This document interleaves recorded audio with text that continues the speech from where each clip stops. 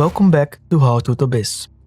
Today I'm building an ancient dwarven forge around this incredible Magma Dragon from Rescale Miniatures. While planning the forge, I kept coming back to the one idea I had. I wanted everything to lead your eye back towards the dragon. That's what led me to building the forge in concentric rings. Instead of carving lava channels, I left the space between each ring open. These gaps become the rivers of molten rock surrounding the dragon with flowing lava. At this point I added a wooden backboard. It gave the diorama some much needed height, while also creating a solid foundation for the forge and all the rockwork that would be built around it. I wanted the forge to feel like it has been carved into the mountain rather than simply placed on top of the base. Once the forge started taking shape, I could begin adding some of the smaller details. I kept thinking about how this place would actually work. A dragon could produce far more heat than a single forge would ever need. So I added the network of pipes carrying molten lava deeper beneath the mountain, supplying countless other dwarven forges hidden beyond this one. With the main structure finished, it felt like something was still missing. The outer rings looked a little too plain, so I decided to finish them with stone walls.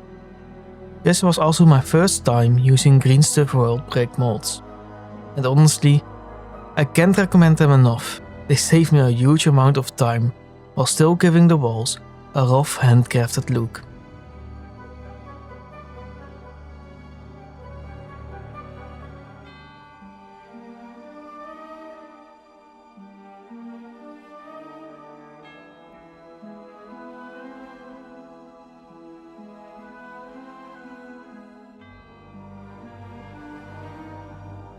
Since this forge has been abandoned by the dwarves, I also broke away parts of the platforms.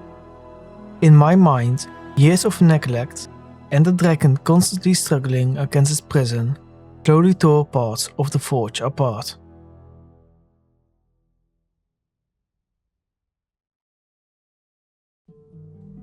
To build up the cliffs behind the forge, include scrap foam pieces onto the backboard before covering everything with my usual plaster mix. Working with plastering during this heat wasn't exactly easy.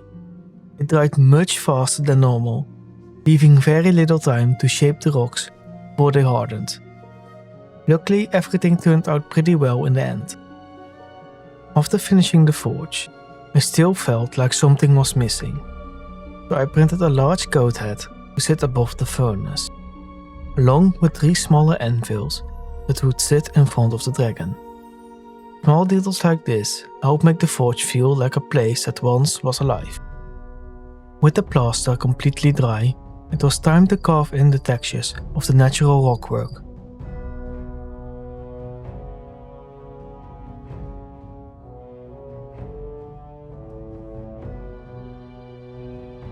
To create hardened lava, I layered the hot glue around parts of the forge, and one of the broken pipes, once painted, it gives the impression of molten rock that slowly cooled over time.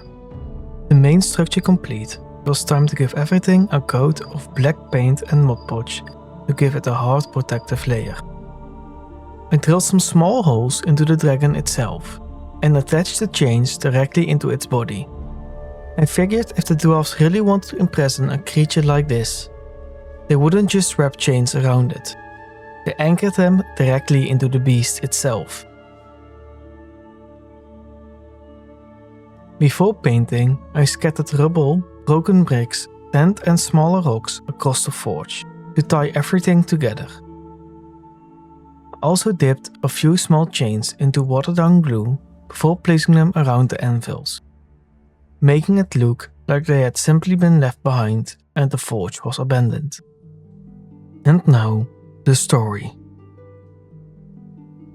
Long before the Great Dwarven Kingdom stood beneath these mountains, they discovered a young dragon deep within the volcanic caves below.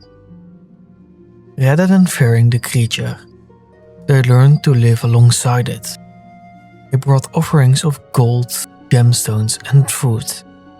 And in return the dragon shared its endless fire.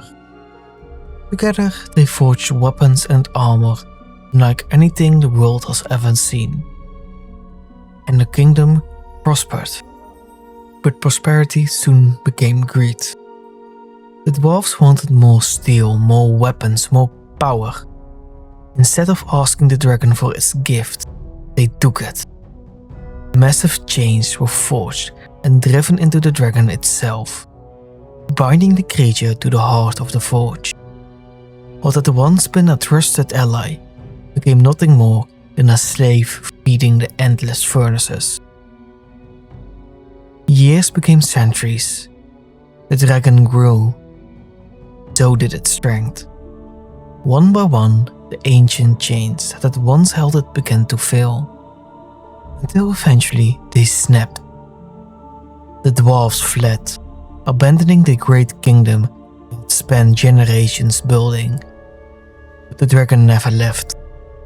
For hundreds of years, this forge had been its prison, and somewhere along the way, it also became its home. The volcanic caves where it was once found were little more than a distant memory.